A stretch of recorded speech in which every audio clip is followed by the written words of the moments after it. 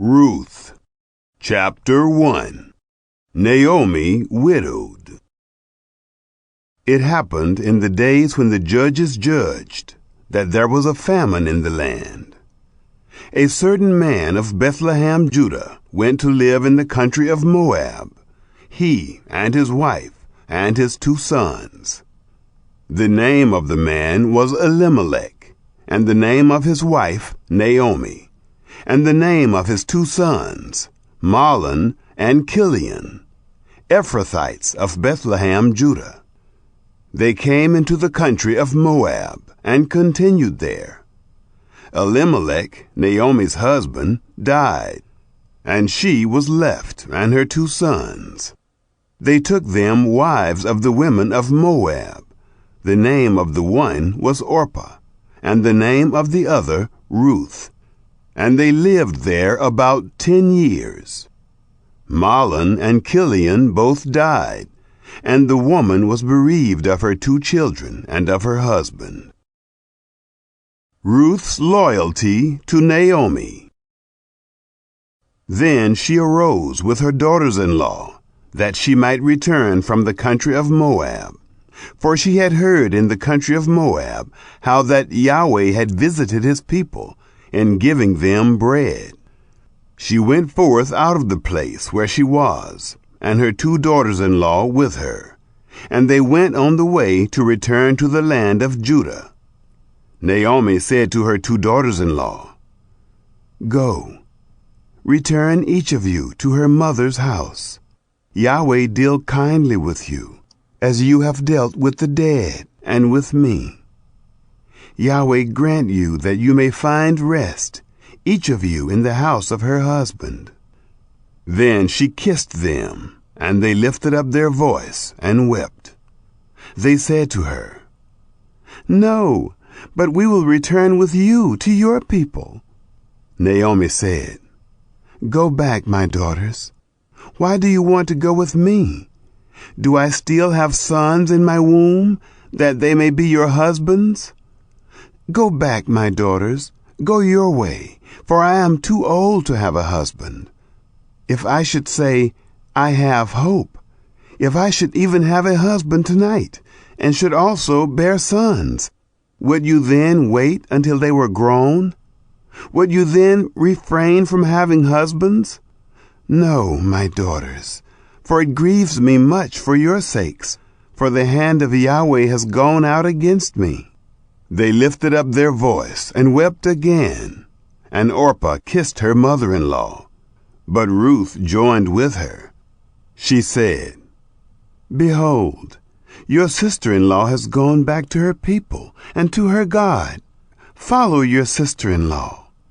Ruth said, "Don't entreat me to leave you and to return from following after you, for where you go, I will go, and where you lodge, I will lodge. Your people shall be my people, and your God my God. Where you die, will I die, and there will I be buried. Yahweh do so to me, and more also, if anything but death part you and me." When she saw that she was steadfastly minded to go with her, she left off speaking to her. Naomi and Ruth returned to Bethlehem. So they, too, went until they came to Bethlehem. It happened, when they were come to Bethlehem, that all the city was moved about them. And the women said, "Is this Naomi?" She said to them, "Don't call me Naomi. Call me Mara, for the Almighty has dealt very bitterly with me.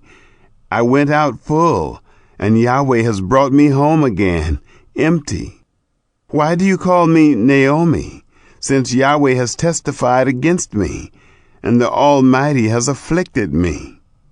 So Naomi returned, and Ruth the Moabitess, her daughter-in-law, with her, who returned out of the country of Moab, and they came to Bethlehem in the beginning of barley harvest.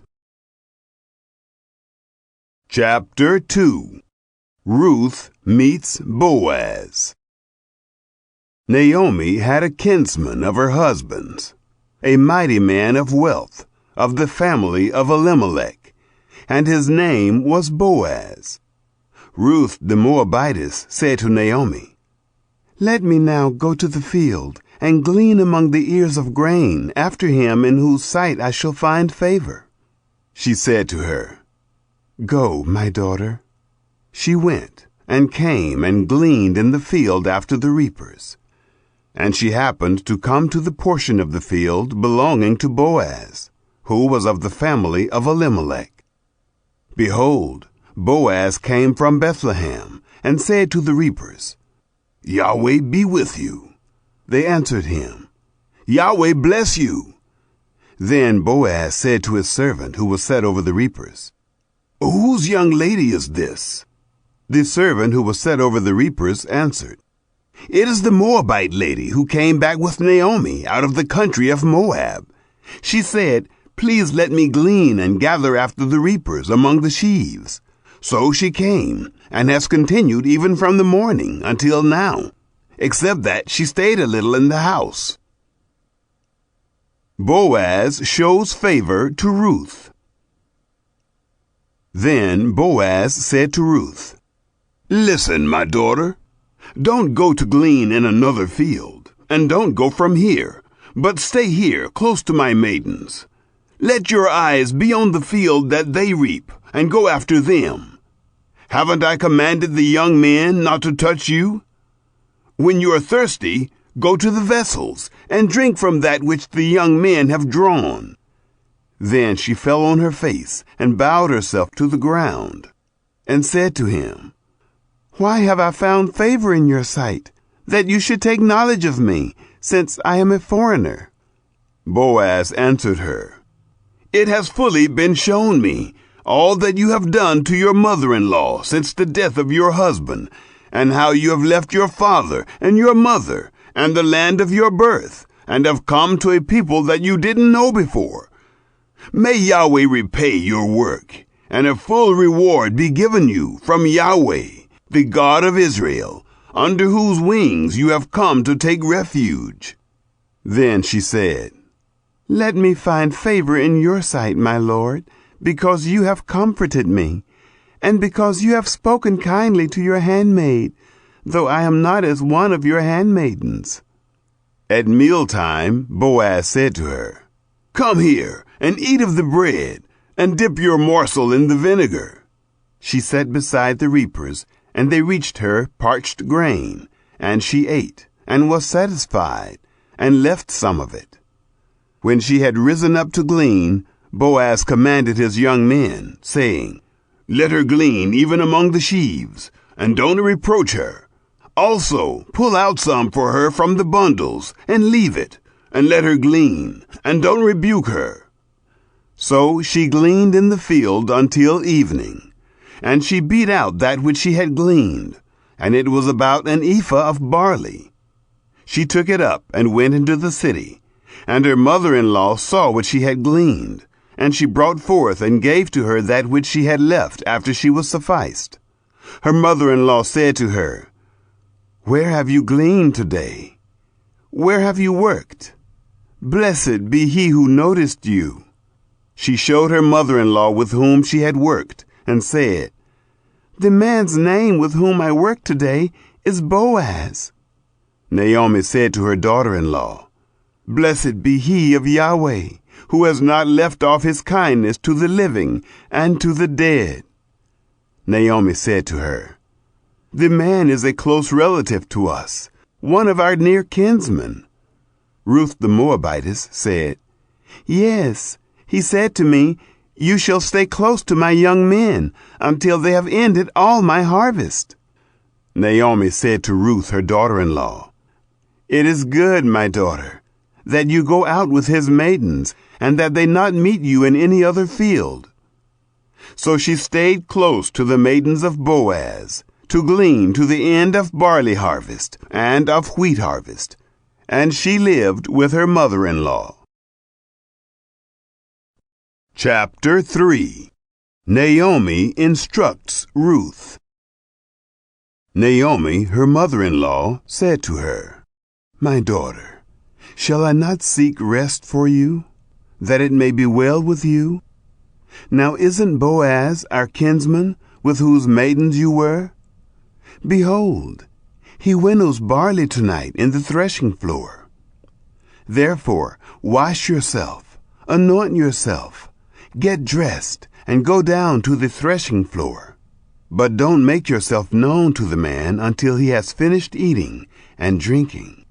It shall be, when he lies down, that you shall mark the place where he shall lie, and you shall go in and uncover his feet, and lay down. Then he will tell you what you shall do. She said to her, All that you say I will do. She went down to the threshing floor, and did according to all that her mother-in-law told her. When Boaz had eaten and drunk, and his heart was merry, he went to lie down at the end of the heap of grain. She came softly, uncovered his feet, and laid down. Ruth claims Boaz as kinsman. It happened at midnight that the man was startled and turned himself, and behold, a woman lay at his feet. He said, Who are you? She answered, I am Ruth, your handmaid. Therefore spread your skirt over your handmaid, for you are a near kinsman. He said, Blessed are you by Yahweh, my daughter. You have shown more kindness in the latter end than at the beginning, inasmuch as you didn't follow young men, whether poor or rich. Now, my daughter, don't be afraid. I will do to you all that you say. For all the city of my people does know that you are a worthy woman. Now it is true that I am a near kinsman. However, there is a kinsman nearer than I. Stay this night, and it shall be in the morning, that if he will perform for you the part of a kinsman, well, let him do the kinsman's part. But if he will not do the part of a kinsman for you, then will I do the part of a kinsman for you, as Yahweh lives. Lie down until the morning. She lay at his feet until the morning. She rose up before one could discern another. For he said, Let it not be known that the woman came to the threshing floor. He said, Bring the mantle that is on you, and hold it. She held it. And he measured 6 measures of barley, and laid it on her. And he went into the city. When she came to her mother-in-law, she said, How did it go, my daughter? She told her all that the man had done to her. She said, He gave me these 6 measures of barley, for he said, Don't go empty to your mother-in-law. Then she said, Sit still, my daughter, until you know how the matter will fall, for the man will not rest until he has finished the thing this day. Chapter 4. Boaz redeems Ruth. Now Boaz went up to the gate and sat down there. Behold, the near kinsman of whom Boaz spoke came by, to whom he said, Come over here, friend, and sit down. He turned aside and sat down. He took 10 men of the elders of the city and said, Sit down here. They sat down. He said to the near kinsman, Naomi, who has come back out of the country of Moab, is selling the parcel of land, which was our brother Elimelech's. I thought to disclose it to you, saying, Buy it before those who sit here, and before the elders of my people. If you will redeem it, redeem it. But if you will not redeem it, then tell me, that I may know. For there is no one to redeem it besides you, and I am after you. He said, I will redeem it. Then Boaz said, On the day you buy the field from the hand of Naomi, you must buy it also from Ruth the Moabitess, the wife of the dead, to raise up the name of the dead on his inheritance. The near kinsman said, I can't redeem it for myself, lest I mar my own inheritance. Take my right of redemption for yourself, for I can't redeem it." Now this was the custom in former time in Israel, concerning redeeming and concerning exchanging, to confirm all things. A man took off his shoe and gave it to his neighbor, and this was the way of attestation in Israel. So the near kinsman said to Boaz, "Buy it for yourself." He took off his shoe. Boaz said to the elders and to all the people, "You are witnesses this day that I have bought all that was Elimelech's, and all that was Kilion's and Mahlon's from the hand of Naomi. Moreover, Ruth the Moabitess, the wife of Mahlon, I have purchased to be my wife, to raise up the name of the dead on his inheritance, that the name of the dead not be cut off from among his brothers, and from the gate of his place. You are witnesses this day." All the people who were in the gate and the elders said, "We are witnesses. May Yahweh make the woman who has come into your house like Rachel and like Leah, which two built the house of Israel, and treat you worthily in Ephrathah, and be famous in Bethlehem. Let your house be like the house of Perez, whom Tamar bore to Judah, of the seed which Yahweh shall give you of this young woman." Boaz marries Ruth. So Boaz took Ruth, and she became his wife, and he went in to her. And Yahweh gave her conception, and she bore a son. The women said to Naomi, "Blessed be Yahweh, who has not left you this day without a near kinsman, and let his name be famous in Israel. He shall be to you a restorer of life, and sustain you in your old age. For your daughter-in-law, who loves you, who is better to you than 7 sons, has borne him." Naomi took the child and laid it in her bosom, and became nurse to it. The women, her neighbors, gave him a name, saying, "There is a son born to Naomi." And they named him Obed. He is the father of Jesse, the father of David. The line of David. Now this is the history of the generations of Perez. Perez became the father of Hezron, and Hezron became the father of Ram, and Ram became the father of Amminadab, and Amminadab became the father of Nahshon, and Nahshon became the father of Salmon, and Salmon became the father of Boaz, and Boaz became the father of Obed, and Obed became the father of Jesse, and Jesse became the father of David.